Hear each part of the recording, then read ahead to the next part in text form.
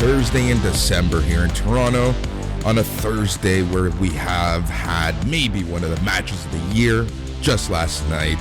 This is BAM. As always, we're your hosts. I'm Boris, and I'm joined by Matt.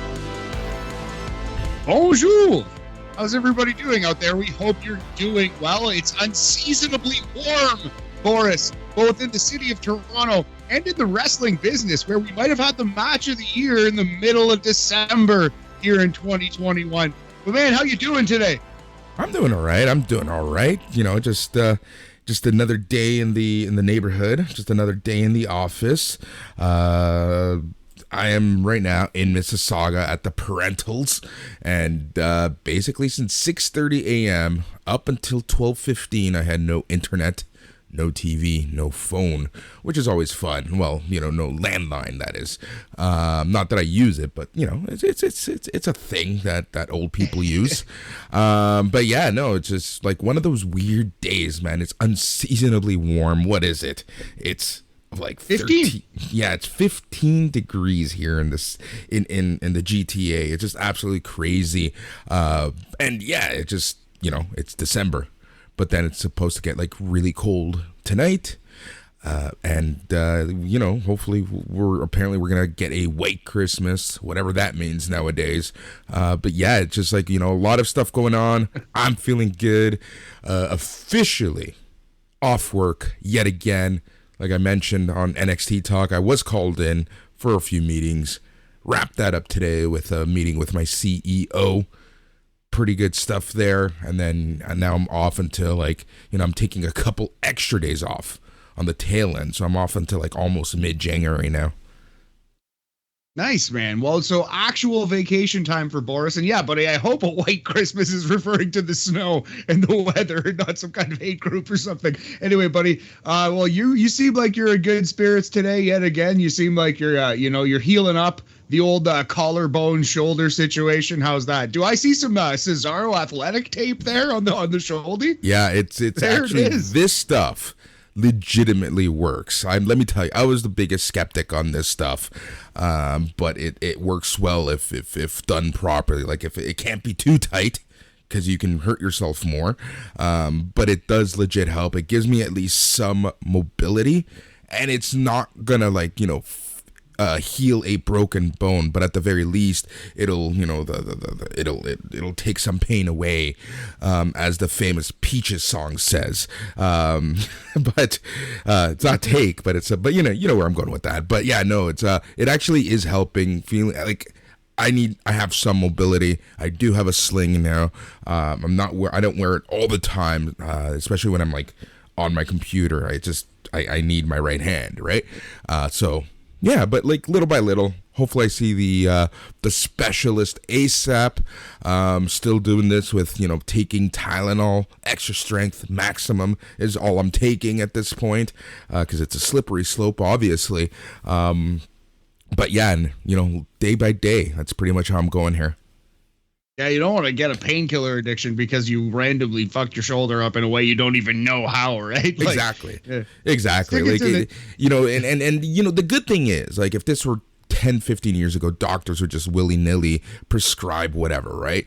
But now there's this, like, they're actually thinking before they write the prescription, and a lot of doctors just flat out do not give anything, all the, you know, the quote-unquote good stuff, as people would say, right? They're very careful about what they give you, and if they do give you some, like, I remember when I got randomly beat up on the streets of Toronto, they gave me, I think, 5 perks. That was it. Right. Which is even then, like, not that much really at all. But yeah, 5 perks that could fuck up a human being for a little bit, Boris. I bet you were flying. But to be honest, I still have all 5. I didn't use one just for that reason. It's just like, it's just like I've always been wary of medication. I don't take medication. Like, even when I have a cold, like, I will just take the bare minimum to get through. I've just always had this weird thing about, like, you know, getting addicted to something, and you know, it's just, that's just how I've always been. But you know, with this shoulder injury, it's like the only time where I'm just like, yeah, I can see how someone could get into fall into that rabbit's hole. Yeah, I feel you, man. You know what's funny is I'm the same way. I try to stay away from any pills like as much as I possibly can. I do, imbibe in other ways, Boris, of course. But no pills. I'm kind of just stay away from that whole area. Dude, you know what's funny? It's funny that you say like, that you take other stuff, right? Like my mom, the most conservative person that you will meet in your life. Super conservative, super religious, super, she's old Latina mom, right? Yes. I'm pretty sure she'll drink a bottle of tequila, but that's like the worst that she would do. But she has chronic pain. She has had chronic pain for a long time. Like she was on the El Salvadorian national softball team. So she was an athlete. She did swimming and a bunch of stuff. So she has some pretty gnarly injuries, from her youth. So she's had chronic pain. She's had a knee replacement surgery, which ended up causing somehow a heart condition, and she got a triple bypass. Then she ended up getting like an infection in said bypass, and it is like a absolute shitload. She just had chronic injuries. Anyways, short story long, what I'm trying to get to is, old conservative religious Latina mom all of a sudden now is like taking like CBD oil and stuff like that, getting high at night. I'm like, I wish this was, when I was in high school, this was like a thing. Would have been a lot easier for high school Boris if Mama Bear was smoking dope at night then. But I didn't realize that your mom was a baller swimmer and softball player. Yeah. That's amazing. Yep. She was pretty good. Like, I'll show you one day. Like, I have like newspaper clippings of her playing softball and whatnot. She was apparently pretty good. I don't know. If the newspapers aren't lying, then she was pretty good. But yeah, but it's just like kind of funny, right? Like kind of how how ever since it's become legal, now it's okay. It's like you funny old people. Well, that's the way it is, though. I guess, like, literally, it is okay by the letter of the law, Boris. But yeah, what's funny is I know a lot of old people who have done the same. Very, very conservative, super religious, or whatever. Just wouldn't touch a drug. Yeah. But now that marijuana is kind of out there, there's lots of CBD oil, lots of just, edibles and smoking dope. I love it. If everyone did it, we would be a much better off society. I think so. It'd be a little more relaxed, a little more chill. Things would get done at a slower rate, I'm sure. Exactly. But there's nothing wrong with that, man. We need to relax a little, honestly. We're just like, it's what we were talking, like I was literally just having this conversation with my CEO about like just the pace of corporate America right now and how there's like this pressure on the economic recovery because of COVID and, companies trying to take advantage of the windows between waves, right? So it's just like, it's like corporate America right now is just a shit show. And I talk about this on my other podcast, the It's Canon podcast, about like, especially in the tech industry, you're really starting to see labor unrest. You're seeing people who make, six figures getting angry at their employers because they're still feeling overworked, overwhelmed, underappreciated and stuff like that. So it's just, it's just interesting to kind of see all of this like in this world. And, as we're talking to COVID, I think we're going to be kind of talking about that in sports in a couple seconds. But before we go there, Matt, how are you? Yeah, man. Thank you for asking. Again, like I'm just hanging in there. Today's a very beautiful day. I have a lot to do, so I'm probably going to hopefully get out there in the city of Toronto, get a couple things done. But yeah, man, the crunch is coming. Christmas has come quick. I have zero Christmas shopping done. I really got to get out there and figure that stuff out. Man, but yeah, life is good. Hanging in, buddy. How's your Christmas list coming along? Man, it's funny that you even say that because I am so not prepared whatsoever. Get this. So brutal, eh? I've been buying a lot from Amazon and like ordering from Indigo, or like not necessarily just Amazon. I've been making orders, right? It's just easier for me with COVID and the variants really like running wild. I'm just a little more nervous, mainly because like I do have a grandmother in a nursing home, in a essentially hospice at this point, right? So I got to be careful. I don't want to endanger anyone that I see in those homes. I do get tested almost daily at this point, but I've been doing a lot of online shopping, is what I'm trying to say. I'm getting stuff sent to my parents' place just because I've kind of been hanging out there a little more. And yesterday, the first couple things were supposed to show up. Amazon or Indigo or the mail service says it's been delivered. Oh, I don't know where shit is. So it's just like, now it's the frustration, right? Which is fine because I didn't do too many orders. So probably like early next week on Monday or Tuesday, I'm going to go to like square one or something and just like get what I need. Luckily it's not too much. My sister and I did tag team like for a few people. So, it's like those are already done. It's like stocking stuff or stuff for my little nephews, basically. I need to get like, the kids, right? Like at the end of the day, Christmas is for kids. Still debating, my friend, whether I should get the lady friend a little something.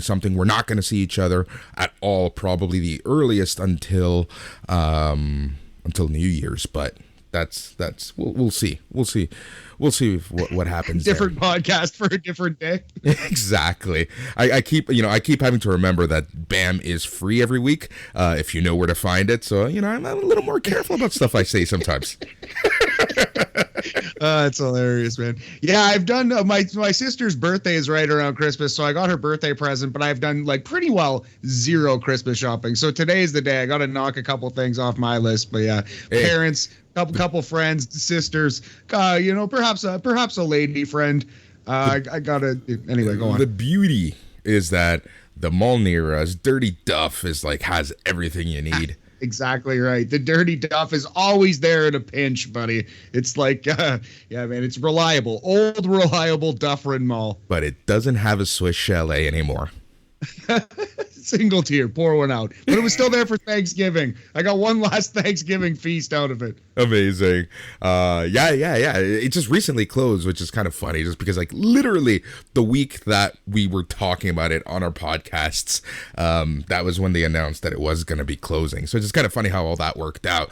But yeah, man. Yeah, no, Christmas, honestly, I feel like it was just the roll around, the turnover from November to December, and now we're a week away. It's just where the hell is the time going? Where has 2021 gone? I honestly feel like this entire year has just blink and boom, here we are.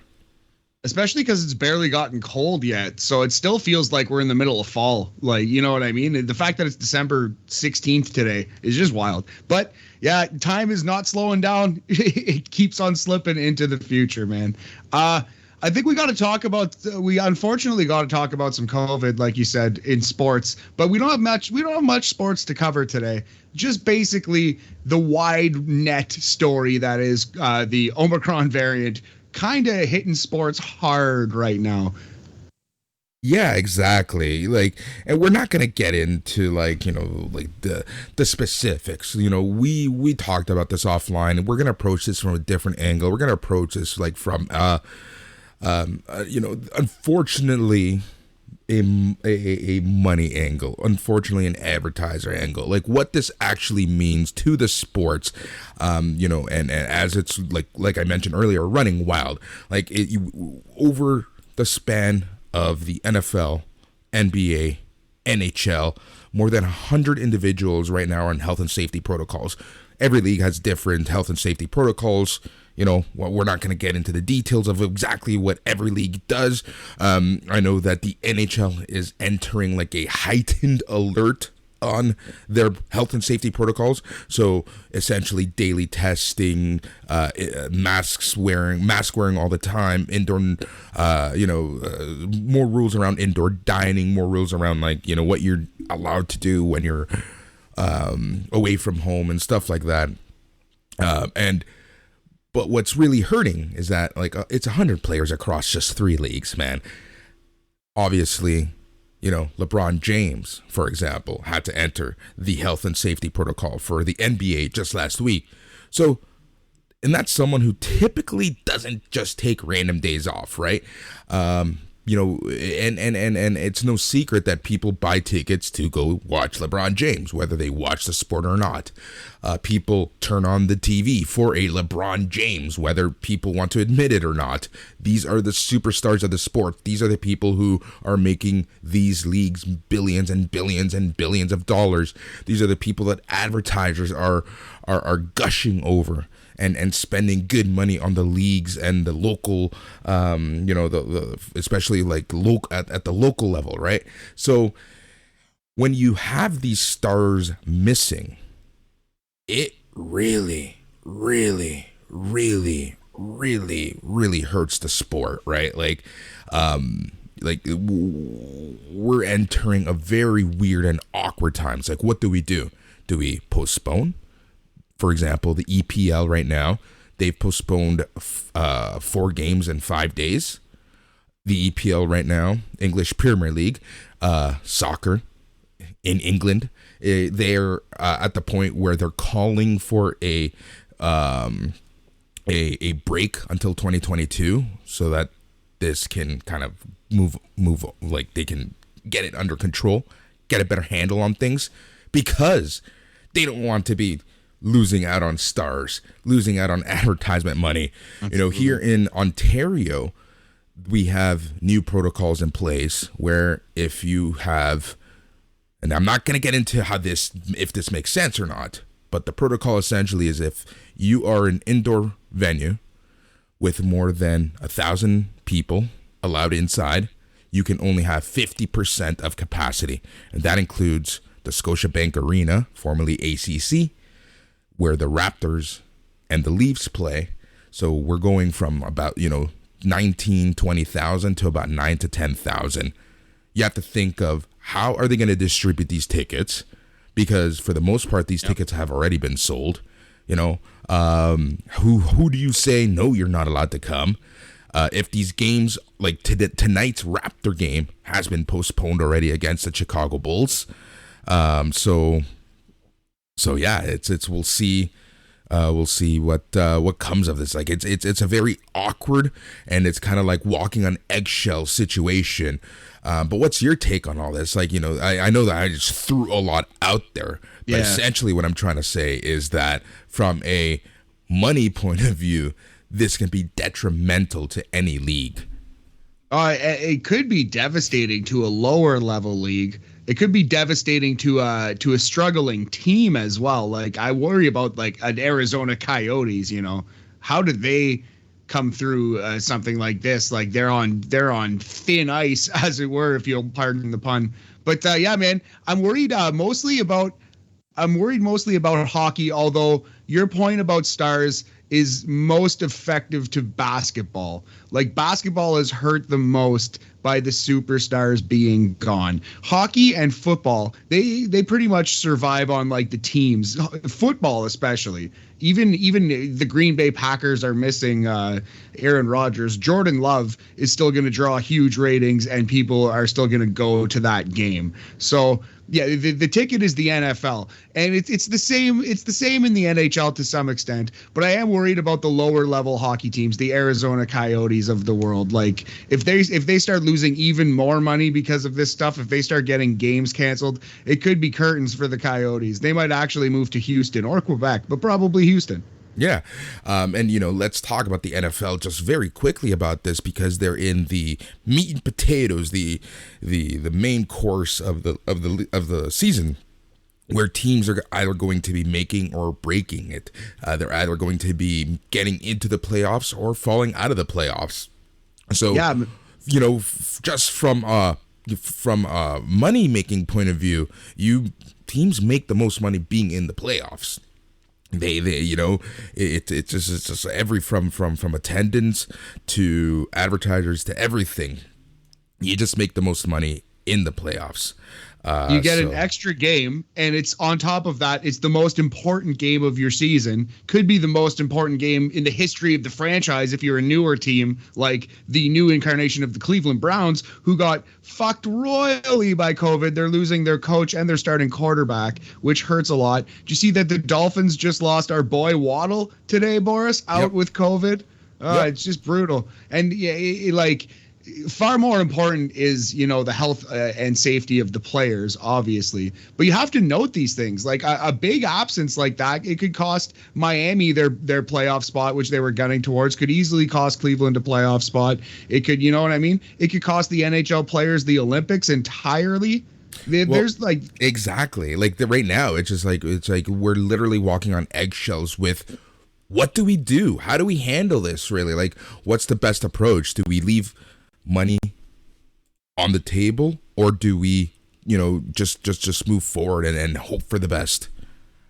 The only unfortunate thing is they've screwed the players on the Olympics so much recently that the players are going to still want to go no matter what.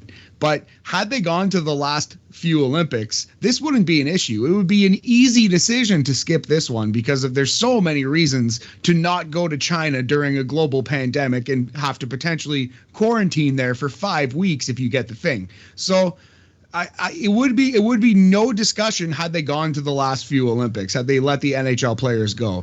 But the NHL was not, allowing that.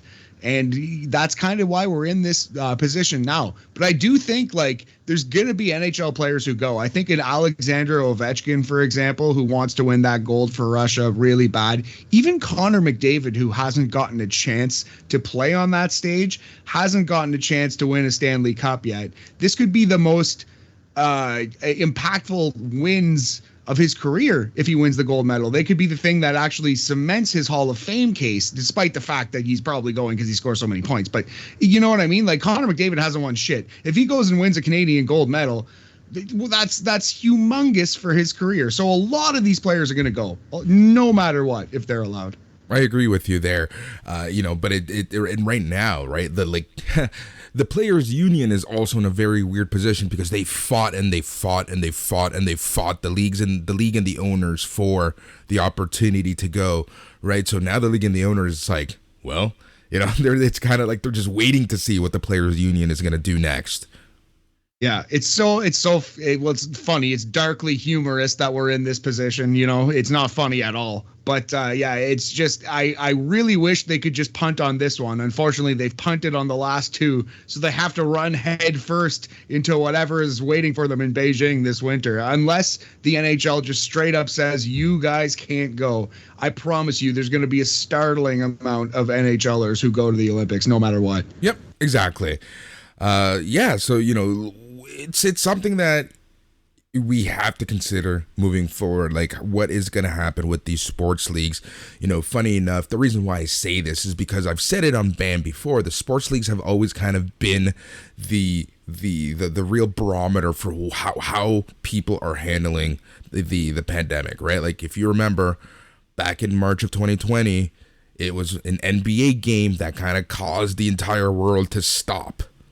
Yeah, it was when the Jazz shut down that everyone was like, oh, this thing is real and we're in for a fight. And we've been fighting ever since, buddy. We've been fighting ever since. Exactly. But at least now we have a vaccine. We have booster shots. There are things that can help us move forward, and yada, yada, yada. We're just going to yada through all that stuff.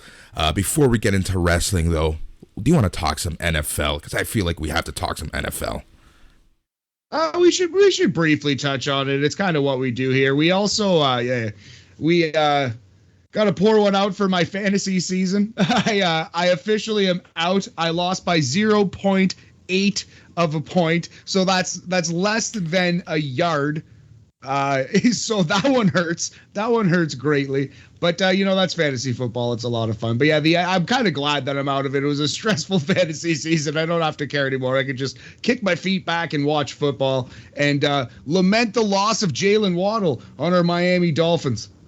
Yeah, that one's gonna really hurt a lot. But yeah, no, it's again, this week in the NFL, like it's just absolutely crazy, and it's like these games, like no team can keep a lead. No, how many games are going to overtime or very close to overtime? Even the Thursday nighter, Vikings Steeler last week. Like who like what's going on in this league this year? Yeah, like the Vikings were blowing them out. It really seemed like the Vikings were going to crank them. And then Pittsburgh came all the way back and almost won that game down the stretch. So, today's Thursday nighter is going to be awesome. Chiefs versus Chargers. That's a huge AFC West matchup. We also have a couple Saturday games, the rare Saturday games, Boris. Raiders at the undermanned Browns, and Patriots Colts Saturday night. That's a very interesting matchup. I think that's going to be a great game. That's going to be Patriots they're legit. If you remember at the beginning of this season, we were saying that the Patriots are probably the strongest team with a losing record, and it just goes to show you that they were a much better team than their record showed. Bills are just going to destroy Cam Newton and his Panthers. Yeah, feels like a bounce back game for Buffalo. They really need that one. Our Finns are taking on the Jets, so despite the loss of Jalen Waddle, we should be okay because the Jets are a tire fire, just a garbage barge, terrible team. Then there's the attack of the Titans, David versus David, Goliath versus Goliath, the Texans versus the Jaguars, and Urban Meyerless Jaguars. Man, he did worse than Nick Saban did. Urban Meyer embarrassed himself in the NFL. He's never going to get another chance in professional football. And though I'm sure he'll be welcomed back into the NCAA with open arms, and he'll be recruiting kids in no time. This was a pretty big stain. It's a pretty big stain on Urban Meyer, man. It doesn't look good on his resume. He's got a pretty big stain, all right. That's for sure. Jesus Lord, all mercy. Hey, you know what though? It's kind of funny. You were wondering what the line was gonna be, and I kind of texted you so clearly the line was him being accused of kicking his old kickers. That's the line. That's the line for the cons. I wonder, I that feels more like a straw that broke the camel's back than the actual line kind of situation. But yeah, it is funny that it's actually funny that he lasted this long. If they were going to fire him mid-season anyway, they should have fired him after week 3. Exactly. But now you're seeing reports that a lot of the coaches were going to walk out on him at the end of the season, especially when the cons kind of backed him as the coach for the future over the past couple weeks, which I just find absolutely ludicrous. Man, just a shit show, the Jaguars. You think that the Dolphins are one of the worst run teams, and then you see teams like the Jaguars, like the Jets. The Dolphins, historically, you can argue, but the last couple of years, man, they've picked it up. The last couple of years, the Dolphins have been run pretty well since 2018, 19. I think they're doing all right. Historically, you're 1,000% correct, and I can't argue since 1972. Anyway, man, the Jets too, but especially the Jaguars just look like a tire fire right now. They have nothing going for them. They need to hire a new coach and kind of hopefully it's an exciting new name. But you thought that Urban Meyer was that exciting name. Yeah, you would think so, right? But clearly it was not. So I think it is time, my friend. We're going to move on to some wrestling chatter. In terms of the wrestling chatter, we're first going to be talking about AEW, and then the main event's going to be Ring of Honor, just because it was the end of an era for Ring of Honor. So I think it's only appropriate to end with that. As we said at the top of the show, good thing we have waited to record our top 121 of 2021, and unfortunately for our listeners coming from SNME, their match of the year ballot has been sealed and delivered and counted by me, because I think yesterday's opener is going to make a lot of people's match of the year. Number one, before we say anything, myself and Dan Levransky called it. We predicted that it was going to be a 60-minute draw just to keep both guys strong, and it was a decision that was somewhat obvious if you started really thinking about it, but then you have to think it's a 60-minute match. We know that one of the people in that match could do it. But, Hangman Page, I still see him. I don't want to say a rookie. I don't want to see that he's green. But, this is a whole different level. This is a whole different stage. This is his first title defense. He's kind of home-ish, right? Like, so there was a lot of pressure on him. And I honestly think that throughout the 60 minutes, because of the crowd, because of the competitors, because of the compelling storytelling in the match, it honestly was one of the best matches of this year. Absolutely. Boris, I would say it was a 5-star match. I just couldn't tell you how it could be better. And the thing that I'm going to take away most out of that match is the very, very end, although the first 59 minutes were amazing, the very end of that match, the last minute, was so well done, and the crowd was so hot. And when Hangman hit that buckshot lariat and the time ran out and they rang the bell, the crowd gasped and booed so loudly they started screaming 5 more minutes. How could you possibly ask for a better reaction? So there's a world where this match didn't come across well. If it was a bad match, it was, it would have hurt both guys badly. And it was a risk for Tony Khan to do this and for both wrestlers to agree. And it was a risky proposal. It was a high wire act. But boy, man, they absolutely pulled it off. And I'm telling you, it's going to be in the top 5 of our list. I'm not exactly sure where, but it was an incredible match. Yeah, for sure. Look, it was risky because this is now the second time that you have a time limit draw. Back in Arthur Ashe, you had the 30-minute draw with Kenny Omega and Danielson. Now you have, you have this one. It's just like it was risky having 2 time limit draws so close to each other. Very risky having the same competitor, but like I said, that's part of the story now. That could be his thing, where he can't beat a champion, he struggles to beat to get that big match over. It's also like a kind of a continuation of his WWE story. Yeah, it's multi-layered for sure, and they instantly created a money match, which I hope headlines the next pay-per-view. It easily could. Hangman versus Danielson. And yeah, man, just a perfect bit of pro wrestling. It'll be very interesting to see what the ratings show. I hope it grows and doesn't lose viewers.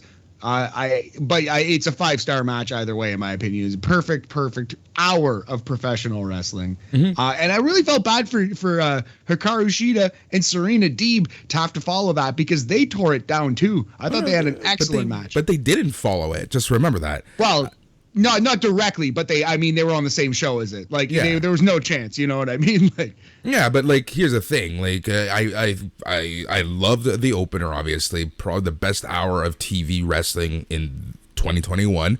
Not including pay-per-views. But then, you kind of had the cool off with the Wardlow stuff, which was kind of weird in so many different ways. And then you had a fantastic women's match with Hikaru Shida and Serena Deeb. It was one of the best women's matches that I've seen in a really long time. It was so well done. Awkward ending withstanding, but it just worked, right?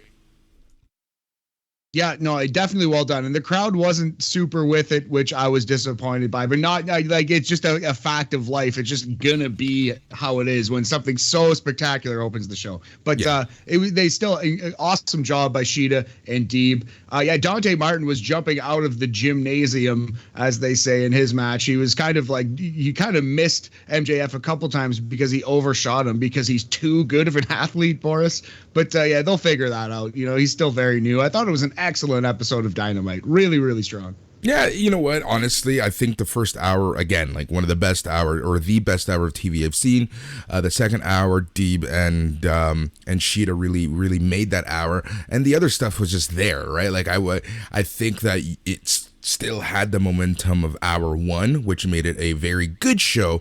But you know, I wouldn't call this the best Dynamite episode of the year.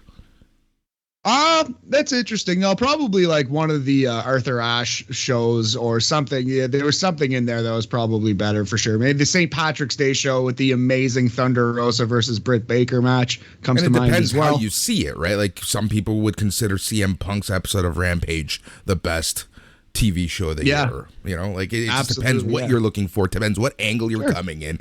Like, you know, we've been talking about this more and more, where wrestling is just so subjective that everyone, you know, it's no two people are going to see it the same.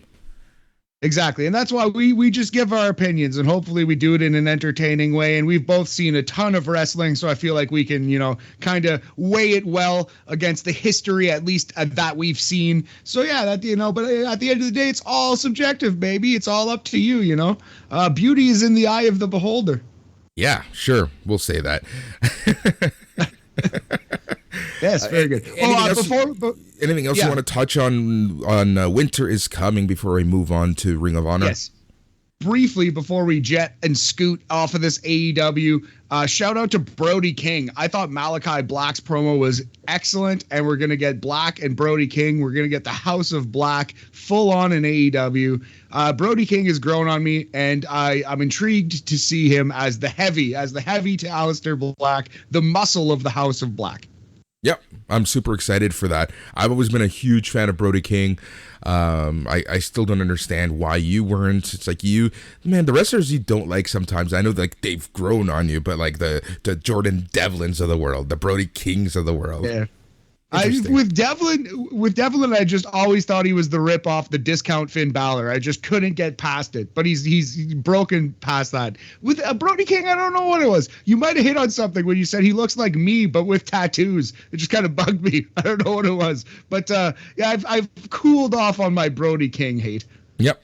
Yeah. Like I'm really looking forward to what they do there, and hopefully it is Brody King. AEW's, you know, they don't have Vince Russo on staff, so you know they're not going to swerve people more often than not. You know, we know how things are going to go down, and there's nothing wrong with that. You know, sometimes doing the obvious thing is the right thing, and the thing that works, that will bring in ratings. Yeah, and there are still casual fans. So, like, somebody who's just flipping around is like, oh, I kind of like wrestling, I'll watch this show. They don't understand what the Aleister Malachi Black's blow line was, which is you are more than a king, right? So it was clearly dictated, like, to tell the hardcore fan, we are talking about Brody King. He is coming in. And then they happen to break the story on Fightful and on Wrestling Observer that he's been signed. So I don't think those things are a coincidence. I think that's a planted story and a planted line, and he's showing up very soon. Yeah. So you want to hear an interesting story that I was literally reading earlier this week about Josh Woods? Hit me. All right. So Josh Woods, when he was in NXT, in developmental, he was in developmental around the time that Bryan Daniel or Daniel Bryan, whatever you want to call him, that he was getting ready to come back, you know, and we're like from his neck injury. This is like years ago, like what, 2013, 14, whatever it was. And he, you know, wrestlers, before they were to come back, they would go to the performance center and train, and they both have like a very heavy martial arts background. So Josh Woods was picked to train with him. Now, apparently, all the coaches and the trainers basically said, if you hurt him, you're fired. And it said that to Josh Woods about Bryan Danielson. Yeah. And this was coming back from his neck injury in 2013 and not the concussion issue that made him retire for years. Yeah. This was his original comeback from the neck injury when he was like really, really hot, like right before he became mega superstar. Gotcha. I know exactly what you mean. Well, that is a hilarious story, and it's clear that they did trust Josh Woods a lot if they put him in that position. I wonder why they fired him. Although if he was in developmental for 8 years, I guess I kind of get it. Exactly, right? Talking about, before we move on to ROH, I just want to quickly touch on this one piece of news that came out yesterday, and that is the re-signing of Kevin Owens, staying in WWE. How does this make you feel? Well, I mean, like, the human being in me feels great for him. He's getting apparently $2 to $3 million a year for the next 3 years, somewhere between $6 and $9 million to be a professional wrestler in WWE at the highest level. So amazing. Great. The wrestling fan in me, it kind of sucks because I wanted to see him in AEW because I loved him in PWG playing with all his friends. You know what I mean? Obviously, like, that's what I want to see because AEW is cool and we've seen him do awesome work with all these guys before. But yeah, man, he got a bag from Vince McMahon. So, good for you, Kevin Owens. Tip of the cap. He deserves that money. I'm so glad he got it. I'm extremely happy for him. Yeah, exactly. And the reason why I bring that up is, like, I sent you some tweets from just some from silly people who are like basically talking horribly about the poor guy right now. It's like, what? Like, why? Right? Wrestling fans, internet wrestling community, tranquilo. What's going on? Like, let the man live. Let the man be. Like, he's thinking of his family first. Like, as he should, as he always has. Like, yes. If you ever listen to him talk, if you ever listen to any of his interviews, you know how important his family is to him. Even in character, even in kayfabe, he fights for his family. That was his first character vignette. So, yeah, man, this completely tracks with Kevin Owens' behavior. And I actually just didn't think that WWE would offer him so much money. And I do wonder if perhaps he will be a Braun Strowman, a Bray Wyatt before this contract ends. But for now, Kevin, get them checks, buddy. And you know what? I bet you that's the way that he sees it, right? Worst case scenario, he gets released. He gets paid for 90 days to sit at home and spend time with his family. And then he gets to hang out with his buddies in AEW. Exactly right. It seems like a win-win to me. Yeah. Anyway, it's just like, yeah. The only reason I bring it up is just because of the IWC. And people just need to just think of the human aspect. Hey, again, I've said this on this show a few times. When we were growing up, people around our age, or we're roughly the same age as some of these wrestlers now, right? It was WWE and WCW, and that was it. So WWE is seen as this, like, the end-all, be-all more often than not. And you know what? If that is their dream, if that's where they want to be, if that's where they're happy, if they're happy with being a mid-carder, doing mid-card stuff in WWE, then so be it. Well, man, it's just like, no matter how many people tell you, oh, it's shit there, it's trash, and you're not Vince McMahon's kind of guy, whatever. No matter how many people, even in the wrestling business, tell someone that, they're gonna want to try it themselves. No matter how many comedians bitch about Saturday Night Live, people aren't turning down that audition. You know what I mean? Yep. Like, It's funny because, like, I always remember this one story in Bret Hart's book about when he first showed up to WCW and how Hulk Hogan was kissing his ass, and he goes to his first Nitro, and he's essentially set up to be the referee at Starrcade, and he's like, is this really the best way to use Bret Hart? Is this really the best way for me to be on your first pay-per-view? And this is I'm not quoting this directly, but essentially he says, I'm not here to bitch anymore. I have this reputation of taking myself too serious, so I'm just going to show up, do what I'm told, get my check, and go to my family. And that's kind of sad to hear in a way, but I could totally understand that. And we're not saying, like, yes, Kevin Owens is going to lose his passion. You know what I mean? But like, at the same time, this is a job. All people should care about at the end of the day is generating an income for their family. If someone like Kevin Owens has a family and it's clearly his top priority, then obviously the thing he needs most is money to raise that family. So yep. I think this doesn't close the book on AEW at all. He could go back in 3 years and negotiate again. Maybe he'll get signed then, or he could get the Braun Strowman, the Bray Wyatt, the 80 different guy treatment of getting fired. Exactly. All right, man. I think it's time to go to the main event, which is Ring of Honor Final Battle 2021, the end of an era. All right, so first impressions, or once the show ended, how did you feel? What did you think of the show? Like, did you like it? Thumbs up, thumbs down, thumbs in the middle?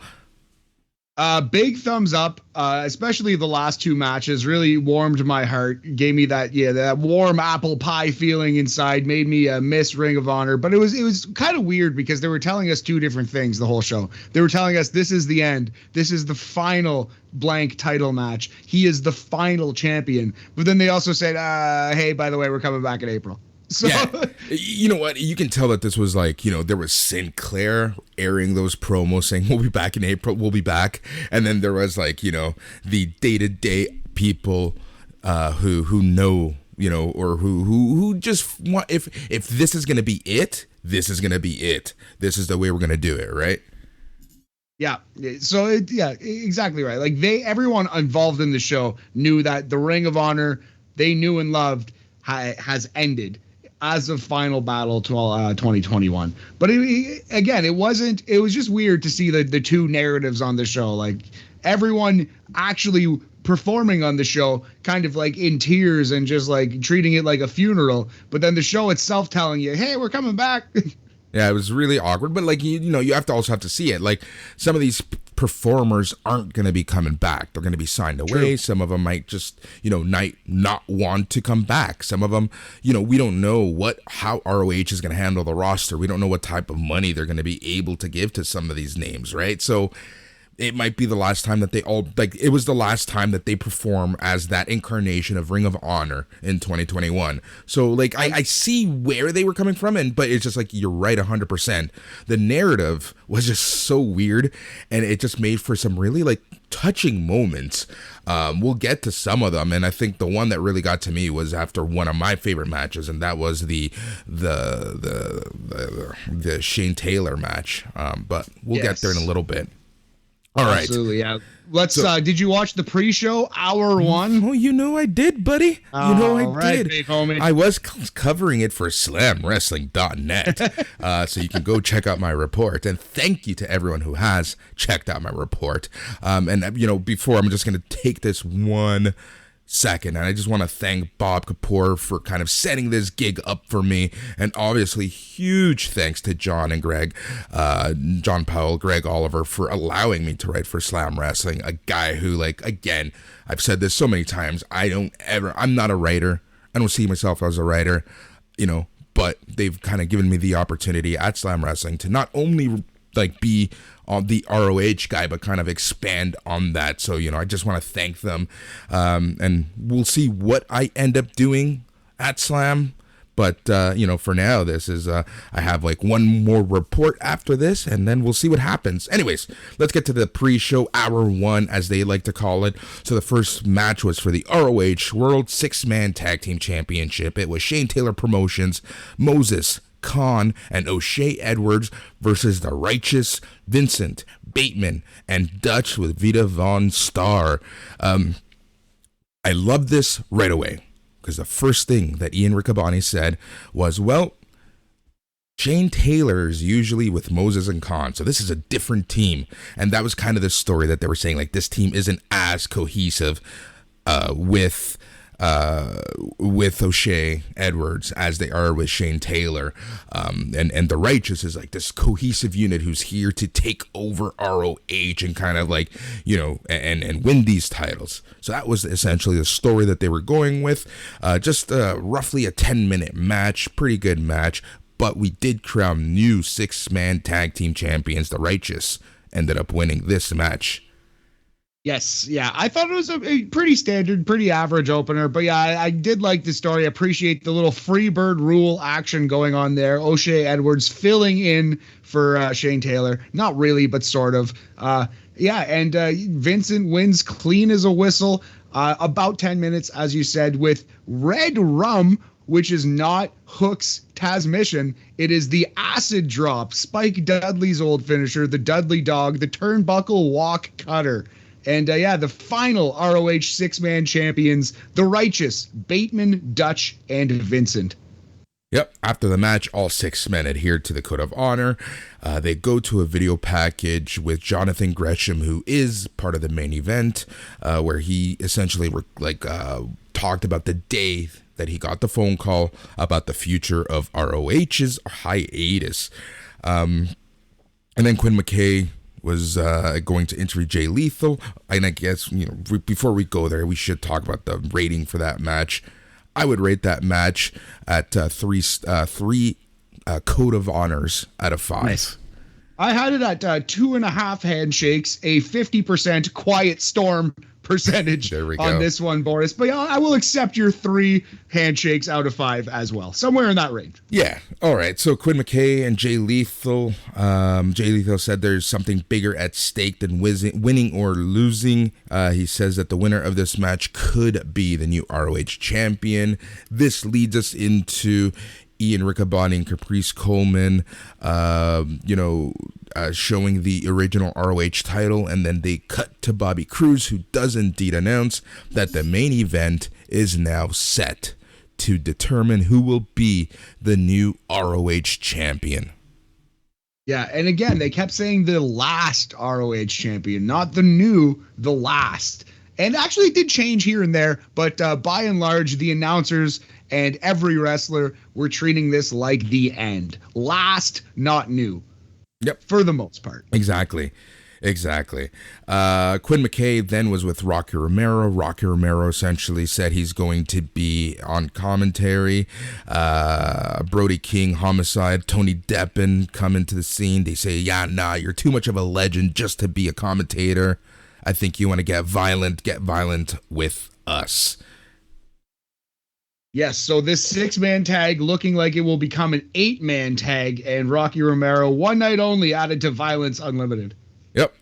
Then we get a bunch of thank yous from Ian Riccaboni. He wanted to thank NWA, GCW, Jim Cornette, Adam Pearce, Dave Prazak, Lenny Leonard, and many more.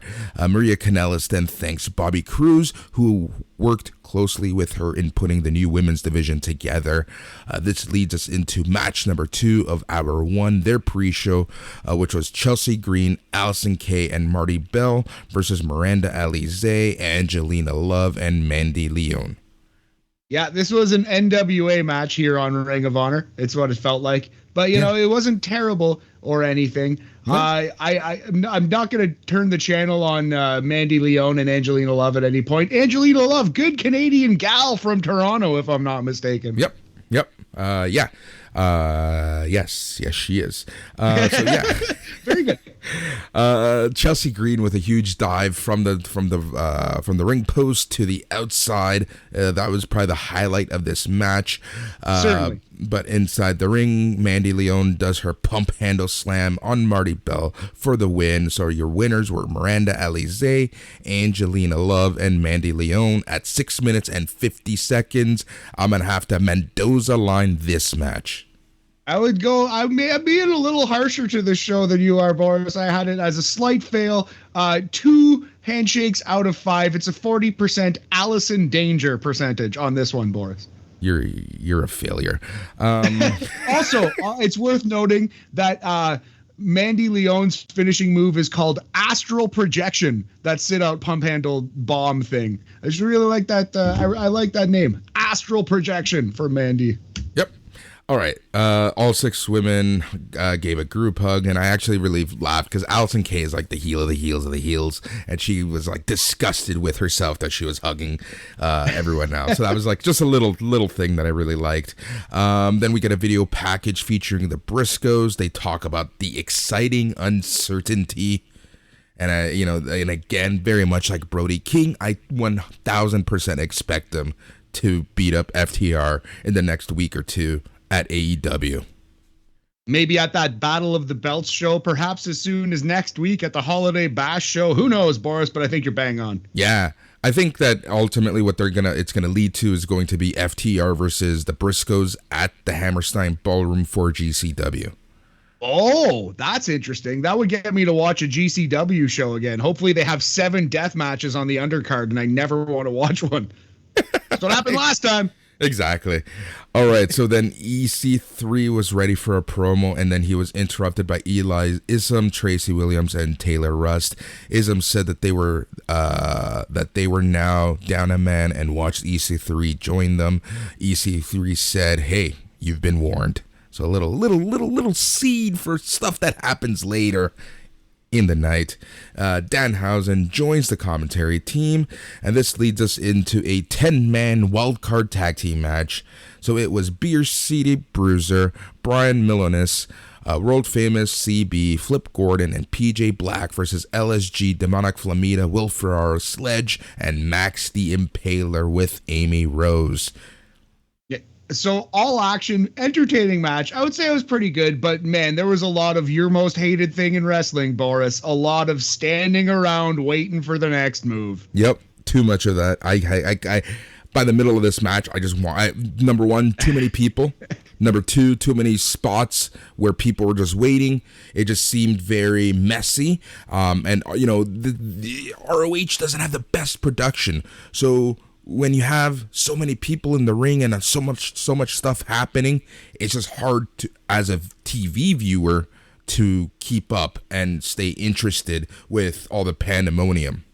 Yeah, absolutely. This match was junk food. If like a Hangman Page versus Bryan Danielson was a proper like Thanksgiving Christmas turkey of a meal, healthy, all 4 food groups, this was junk food. This was a bag of pork rinds, Boris. But you know what? I enjoyed the bag. I had a good time watching this match. LSG gets murdered to finish this match with a Doomsday Destroyer. What that means is that Flip Gordon has LSG on his shoulders, and PJ Black comes off the top rope and hits a Canadian Destroyer off of a man's shoulders, killing LSG dead in the middle of this ring. So, you know what's funny? This isn't the first time they've done this move. They've actually done this on regular TV before. Yeah, I guess it's their tag team finisher. It's spectacular. It's one of the craziest moves in wrestling now. It looks so dangerous, though. Oh my God, it's very dangerous, yes. Yeah, it was just crazy. Matt, how would you rate this match? So I'm going to go as high as 3 handshakes out of 5 for this one. I enjoyed it. Like I said, it was a good bag of Doritos of pro wrestling. 60% ace steal percentage on this one, boys. Yeah, I'm going to have to Mendoza line this one. There was just too much waiting, too much stuff for me. Fair enough, buddy. Fair enough. All right, this leads us into the RoH Final Battle main card as we enter the 4th match of the night, which was Dragon Lee versus Ray Orris. Oh man, this match was so effing good. I rarely say this about Ring of Honor matches especially, but I wanted 5 more minutes, man. I thought they ended it too soon, and that's the only real criticism I have of this match. You know what, though?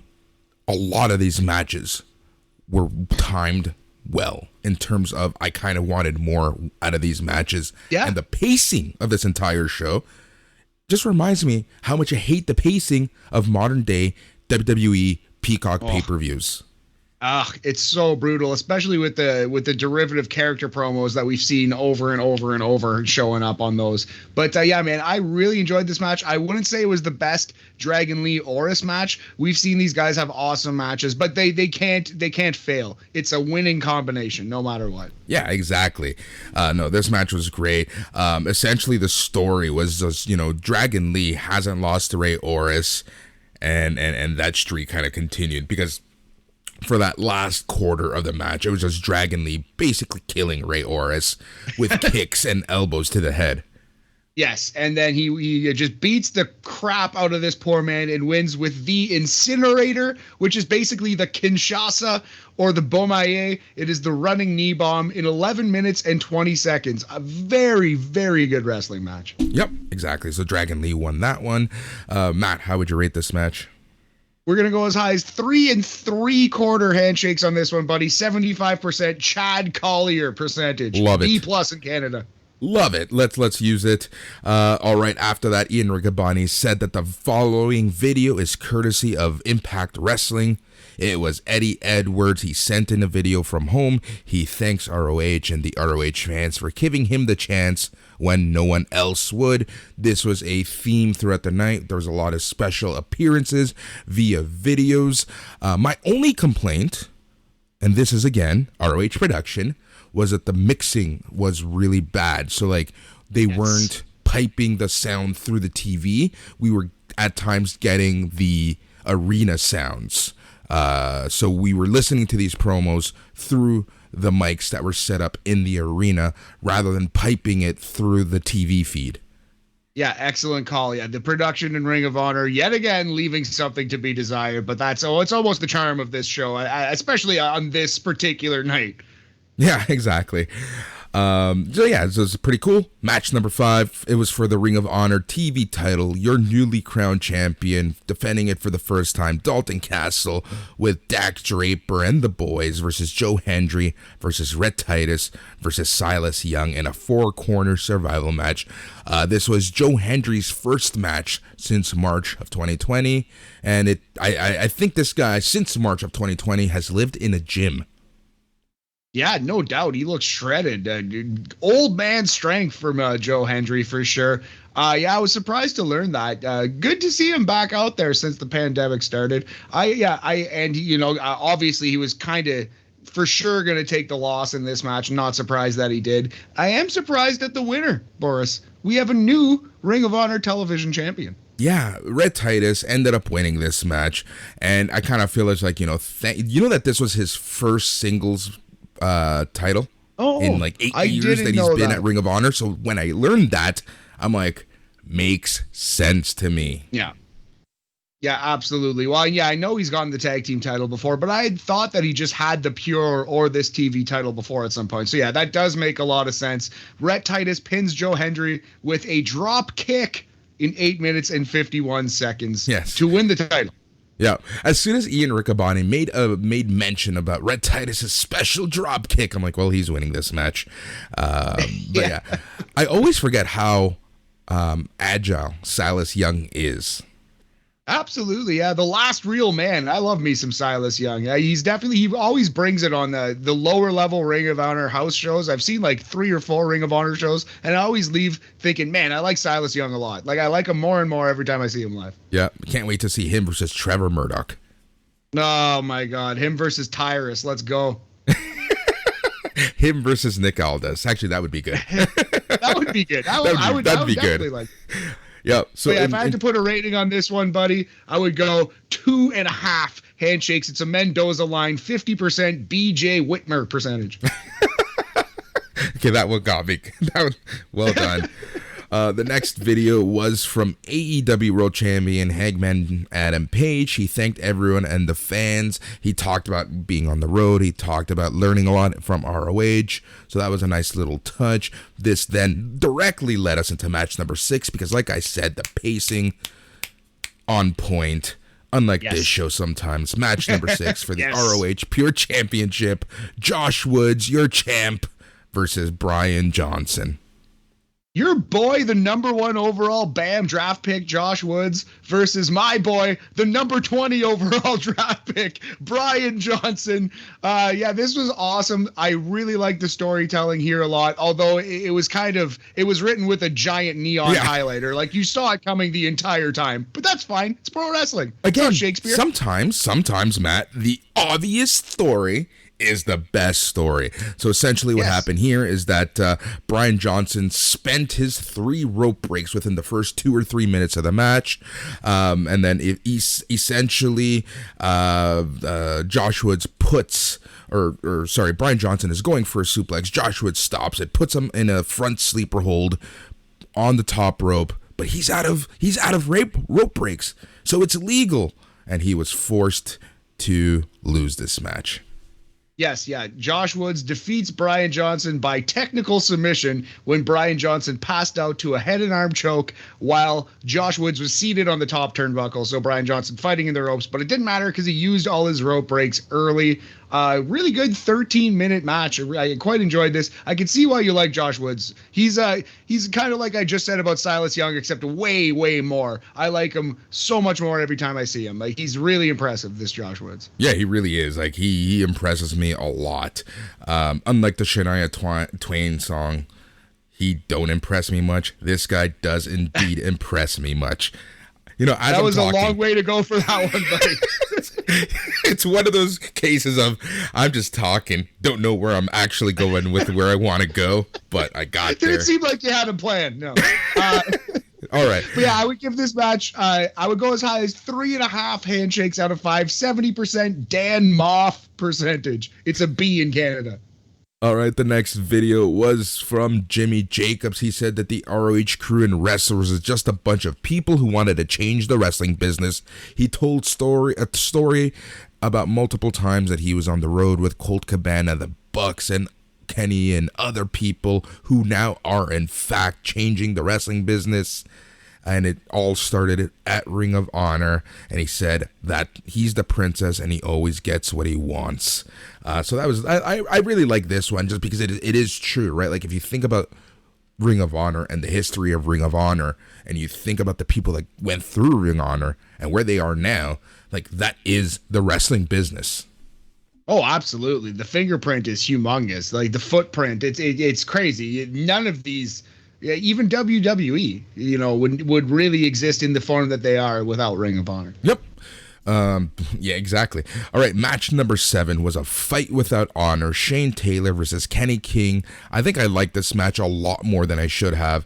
You know, I'm not a huge fan of street fights, especially street fights that take place in some promotions, just because of the production, just because of the amount of plunder, just because of unsafe they are. But I really, really, really enjoyed this match.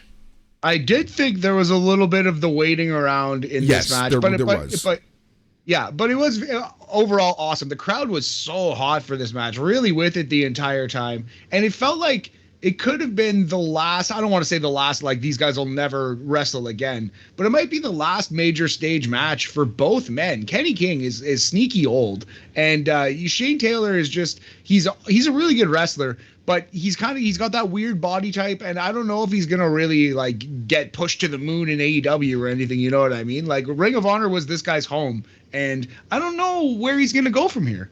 I can see Shane Taylor and SOS kind of end up in NWA somehow, which will be interesting.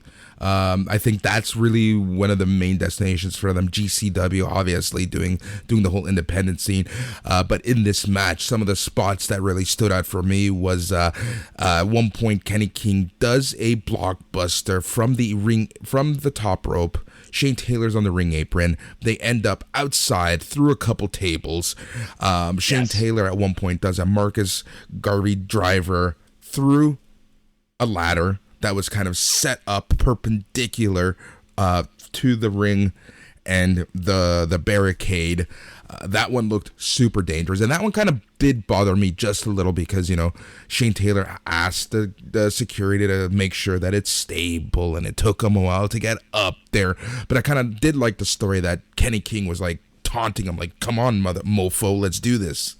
Yeah, and specifically the package pile driver through the ladder was very dangerous. It looked like they fell right off, and it could have hurt Kenny King really bad. So, I mean, it's just a fact of wrestling. Like, we all know it's fake, but when they lose that illusion, it kind of hurts the match a little bit. And not only did Shane Taylor wait for the security to like set up the bridge and brace it and make sure it was good, but then immediately he went over to Kenny King and was like, "Oh, are you okay?" Which you obviously should do. Like, he obviously should check on his opponent, but it just made the whole thing was like a pretty fake 2 minutes, you know? Yeah, well, that's when you can cut the camera to something else, right? Like, and that, again, I go back. Production. Anyways, back in the ring, Taylor gets a second Marcus Garvey driver, the package pile driver onto a chair. This time, he knew he had the match in the bag because he went for the pin and got the win. So your winner at 18 minutes, Shane Taylor. Yes, with the Marcus Garvey driver, as you said, the package pile driver. Very good match. A few nitpicks. We've already touched on them, but these guys beat the crap out of each other, and the crowd was super into it the whole time. I would go 3 3/4 handshakes, 75% Steve Corino percentage. Yep. After the match, the rest of Shane Taylor Promotions come out to celebrate, and then in a very heartfelt moment, Kenny King, Shane Taylor, all of Shane Taylor Promotions just hug in the ring. They hug it out, and it was just one of those special moments. Like you said, it's kind of like they knew that this might be the last time that they face each other. They know that this might be the last time that they're in the same promotion. They clearly respect each other. Even from a storyline point of view, they were together for a while, and they broke up, became bitter mortal enemies, and then they've been feuding for the longest time. Then this match happened, so even from a storyline point of view, it made sense. But this was just like a nice little touching moment. Yeah, man. Yeah, this show, I did have one, I think, classic match. We'll talk about it in just a little bit. And I don't think it was the best Ring of Honor show I've ever seen, but anyone who has ever watched 1 second of Ring of Honor and enjoyed it should watch this show. It was just such an outpouring of love. It was just, you were feeling the love all night. It was really nice. Yeah. All right, so the next special video aired, and it's CM Punk, and he says that he was part of ROH's history, and the company he left is very different from the ROH of today. Punk said that people shouldn't be sad about what is about to happen and that what could happen, but people should be happy that it did in fact happen. Punk said that the wrestling business would be very different if it weren't for ROH, and that many top stars of the wrestling world got their start at ROH, and he can only look back at Ring of Honor with nothing but pride. Yes, yeah, it was nice CM Punk promo here. It's very cool to see him back on Ring of Honor TV in some capacity, even if it's a little video like that. Never ever thought I'd ever see it again. Right, exactly. And then it was time for the ROH Women's Championship match. Your champion, Roxy, the Connor McDavid of the wrestling business, the prodigy herself, versus Willow. And we say that only because Ring of Honor tells us that over and over. They use that line directly. Right. Before we really get into this match, we didn't really rate the previous match, did we? No, I thought we did. I gave it a 3 3/4, 75% Steve Corino percentage. You did. Sorry. It was all good, buddy. All good. All right. So women's match, Roxy versus Willow. What did you think of this match, Matt? It was very sloppy. Like these women are both pretty green, but overall, I thought it was pretty, it was solid. It was a good match. I think in the end of the day, they worked really hard, but you could tell how new they were. The execution wasn't exactly crisp, Yeah. And they told a good story. At the end of the day, the story was that, before Roxy, no one had video on her. Now there is video on her. So Willow was able to prepare for her. And Willow was a step ahead of Roxy. And she used her power to kind of control the match. But Roxy, just being the David to Willow's Goliath, she was able to overcome Willow, find a way, get the code red, and she ended up winning in 9 minutes and 50 seconds.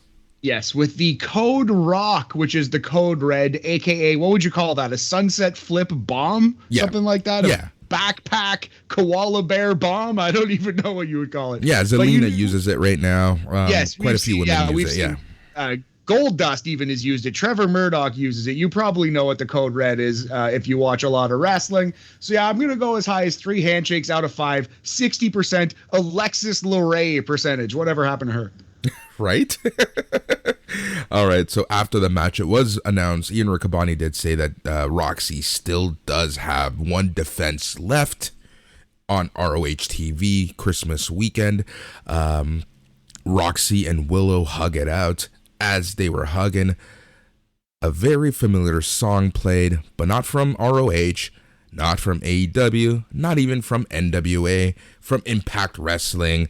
The virtuosa Deonna Purrazzo walks out with her AAA women's title, the Reina de Reinas Campeonato. The crowd is going nuts. They're chanting, "Holy shit." Purrazzo gets on a mic, and then she says that she heard that Roxy claims she's a fighting champion, a champion that will fight anyone, anywhere. Then Purrazzo said that when she beats Mickie James to get her Knockouts title back, she wants to face Roxy in a winner-take-all match. Roxy barely hesitated, and they shook hands to accept the match. Interesting development here. Deonna Purrazzo, one of the single most underrated talents in all of professional wrestling, does not get nearly enough respect. She's awesome. Very excited for Deonna versus Roxy. Biggest match of Roxy's career by a country mile. Yep, exactly. And Roxy has very parallel career to Deonna Purrazzo. Like, Deonna Purrazzo's in her early 20s. You know, like, we have to remember that. Like, she is so young still. And crazy. Roxy, you know, is the prodigy. Like, she is not even 20 at this point. Like, it's just absolutely crazy. So I think this match is kind of like, you know, the match of the rookies, you know? Yeah, definitely. It'll be very, very entertaining, and I imagine it'll happen at a big Impact show. Hard to Kill, they said, right? I believe so. No, hard to Kill is when she faced Mickie James. Anyways, it's Impact. It doesn't matter. Sorry. All right. Adam Cole was the next special video. He said that he became the wrestler that he is today because of his time at Ring of Honor.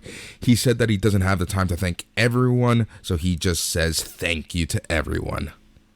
Yeah, Adam Cole's great, eh? Like, he's so good. He's such a natural babyface or heel. Like, he's such a good asshole on television that you forget that in real life, he's just such a nice, down-to-earth guy, you know? Oh yeah, exactly. But you know, if you've seen his Twitch stream, you know this. Like, he's just a really cool guy. I personally don't, but like, just from what I've seen, clips here and there of what people have posted and how he is, and especially the way that he is with Cesaro and Xavier Woods, right? It's just that friendship that of those three is like really cool to see. Same, yeah. I'm not much of a Twitch watcher. Same. I've seen like clips posted here and there, and yeah, he seems like a super friendly, like just awesome guy to hang out with, you know? Yep. All right, match number 9, Violence Unlimited, Brody King, Homicide, Tony Deppen, and Rocky Asuka Romero with Chris Dickinson versus EC3, Tracy Williams, Eli Isom, and Taylor Rust. Yes, out on crutches, Chris Dickinson. Feel bad for him, but you know he would have been in this match. Yeah, I thought it was a pretty good, another kind of all-action, big Ring of Honor tag with a strong, clean victory by Brody King. And yeah, Eli Isom ate a ton of offense in this match. Yeah, exactly. So King hits Ism with a lariat, then his Gonzo bomb, and ends up winning it for his team. So your winners, Violence Unlimited, Brody King, Homicide, Tony Deppen, and Rocky Romero at 14:45. You know what's funny is I wrote down a pretty high number here. I went as high as 3.5 handshakes, 70% Adam Pearce percentage. But in this moment, I don't remember a second of this match. I really do not remember anything that happened except the Gonzo bomb at the end. You know what? And all the stuff after. There was a lot of action. There was honestly a lot of action. It was just nonstop. It was 15 minutes of basically nonstop wrestling. And it's funny that you say that, because I was thinking the exact same thing as we were talking about this match. Like, I had to look at my notes on slamwrestling.net in order to talk about this match. Yeah, so it didn't really stick with you, but you know what? The closing angle here actually did stick with me pretty seriously. Yep. So EC3 is now on the mic. He says that everybody honors the past. We stand together in a Ring of Honor. EC3 then talks about old money and new money and everything in between, how the wrestling business is nothing but controlled by greed and these people who use them as puppets.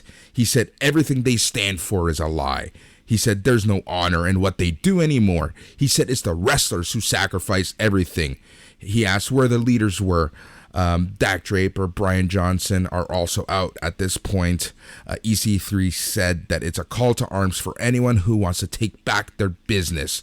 EC3 then said that they need to control the narrative. Then 2 random guys show up. One of them was Wesley Blake. The other guy I actually at the time didn't recognize. And then EC3 kind of looks at the hard camera and says to release the Titan. And then out comes Titan. Adam Titan, as he's being called. and he just walks down the ramp, kicks everyone's ass, and then and then they take back the Young Guns, and that's how this wraps up. Yeah, the former Braun Strowman shows up, absolutely wrecks house, hits a Chingona bomb, Boris, Raquel Gonzalez's finisher. Yep. And yeah, Braun Strowman here at the final battle. Yeah. Interesting angle to run, again, if RoH is going to be in a GCW indie promotion, I can see these guys coming back. I think we talked about this, where I can honestly see EC3 beating Jonathan Gresham for the belt, just because he could be a guy that sticks around for the independent, whatever the new incarnation of RoH. But it's kind of weird and awkward to run such a major angle on this final battle. I do kind of want to see Jonathan Gresham in the ring next to Braun Strowman, though. That would be an interesting picture. That would be a fun match almost. I have no idea how that would look. But you know what, Boris? You might be onto something. EC3 might win this title. Yeah, exactly. So we'll see what happens there. This directly leads us into the Young Bucks, and they talk about their time at RoH, and they just wanted to thank everyone involved. Cut back to the ring, and it's time for the RoH Tag Team Championship match as the OGK, Matt Taven and Mike Bennett with Maria Kanellis face off against Jay Briscoe and Mark Briscoe, the Briscoes. I'm not sure if this is true, but they said on the broadcast that they didn't know what to make the main event of this program, and they flipped a coin, and the Briscoes match lost the coin flip and thus went on as the semi-main. But man, this should have main evented the show. This match was awesome. This was everything that this RoH pay-per-view needed. If they ran this match 100 times in 100 different buildings around the world, it wouldn't have been the same as on the final Ring of Honor show in front of that crowd with that much love for the Briscoes, with the Briscoes kids in the front row.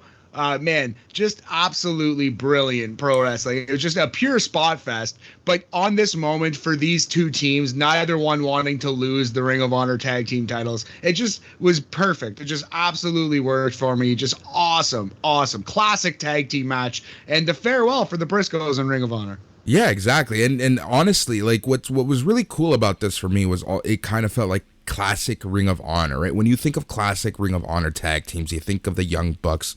You think of the Kingdom, Matt Steen Taven. Jericho. Yep, exactly. And you think of the Briscoes, right? So that just felt like that classic era of RoH. Maria Kanellis ate a nasty looking spear on the apron at one point. Like it just honestly felt like heyday Ring of Honor.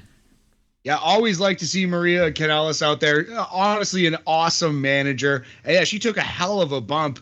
So yeah, really just an enjoyable watch. I wish this were the main event, although the main event was still very good in its own right. But I loved this match, man. I thought it was a classic, especially like I said, because of the moment, because of the crowd. On this specific day, this specific match was one of the best tag team matches I've seen all year. Yeah. Awesome pro wrestling.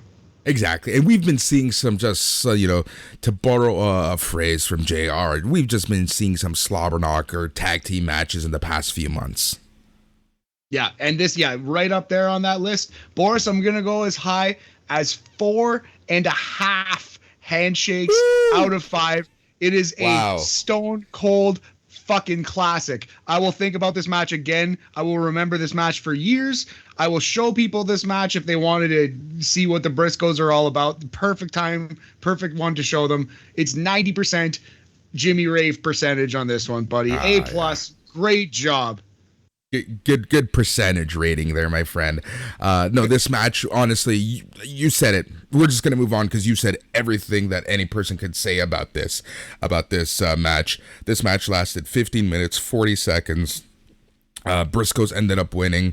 So the fans are celebrating. Everyone's throwing streamers. Everyone is happy. Everyone is sad. There's a beautiful moment with the Briscoes and the original Kingdom.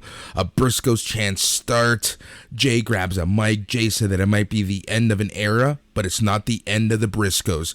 He then said that if there was any team out there who wants a piece of them, they're waiting for them.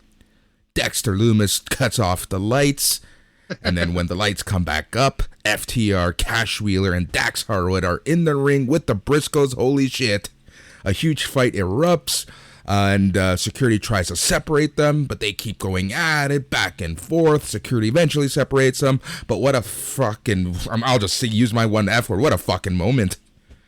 I think it's been 2 or 3. I've dropped like 3 or 4 on this show, I know, but what a moment for sure. What a match that's gonna be. Briscoes versus FTR. Can't wait to see that. Dem Boys versus the Revival. Oh man. And yeah, buddy. I'm just more intrigue coming out of this Ring of Honor show. Although I'm pretty sure that AEW is getting that one.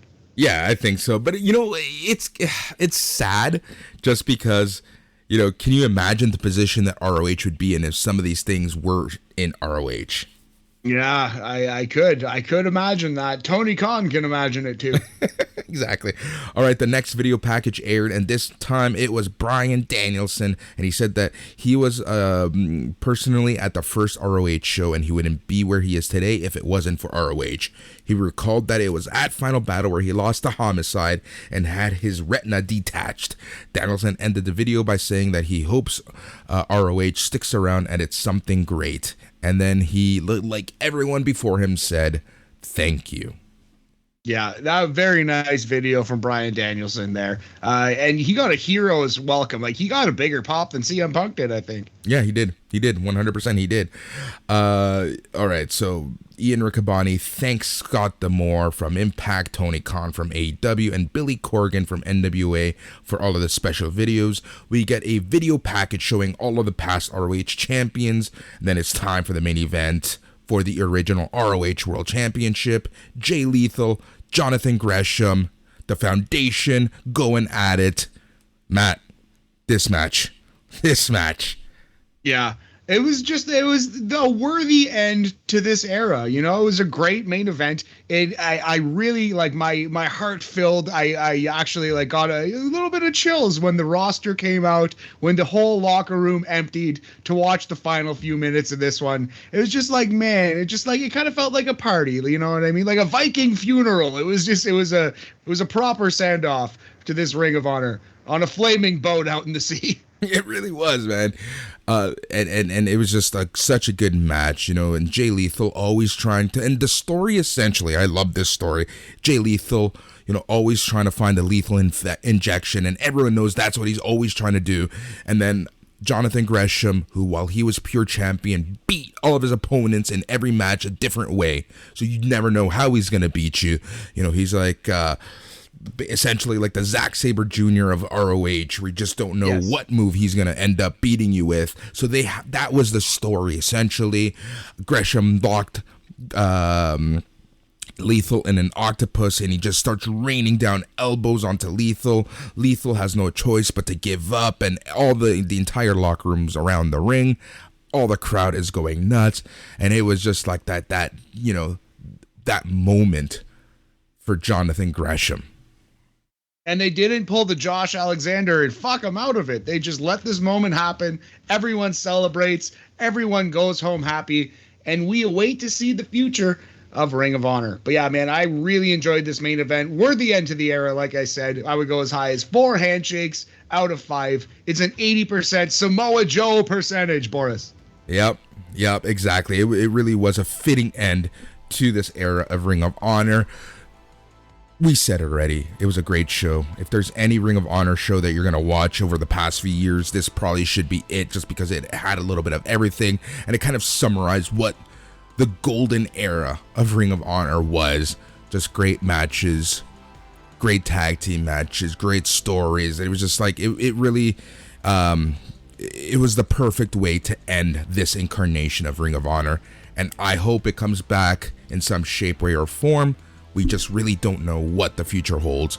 But, if anything, we already talked about this. Ring of Honor has provided the wrestling business with its top stars. And what more can you ask for? Yeah, thank you to everyone who passed by Ring of Honor. Thank you to that company for putting on great shows in Toronto that we both had the pleasure of seeing in front of our own faces. And yeah, just an indelible mark left, a humongous footprint on the wrestling industry. And pour one out for Ring of Honor. You know, I am excited to see what happens in April. Yep, exactly. Ballergear.ca is where you can get all of the SNME merch. You know, as a patron of SNME, you still have a bunch of shows to get through. All Elite Weekly featuring the old fucks. Joe is back this week with Dan. They're going to be talking about Winter's Coming and that fantastic opening match. That's coming to you Friday. On Saturday, you got Not Uno, but those shows. You get the Smack Daddies talking all things SmackDown. And then you get Dark Side of the Elite talking all things Rampage on the Rampage rollout. And then on Sunday, Mike and Jason are back with the main show. What a time to be a wrestling fan. And I think the most appropriate quote that I could think of to end this show with comes from The Office, from the final episode of The Office. And that's Andy Bernard when he said, and this is very appropriate for Ring of Honor because you sometimes forget of how special Ring of Honor was. You know, the past few years have been very tough for them. So here's the quote. I wish there was a way to know you're in the good old days before you've actually left them. He's Matt. I'm Boris. Goodbye. Good work, Nerd Dog. Yeah, yeah, yeah.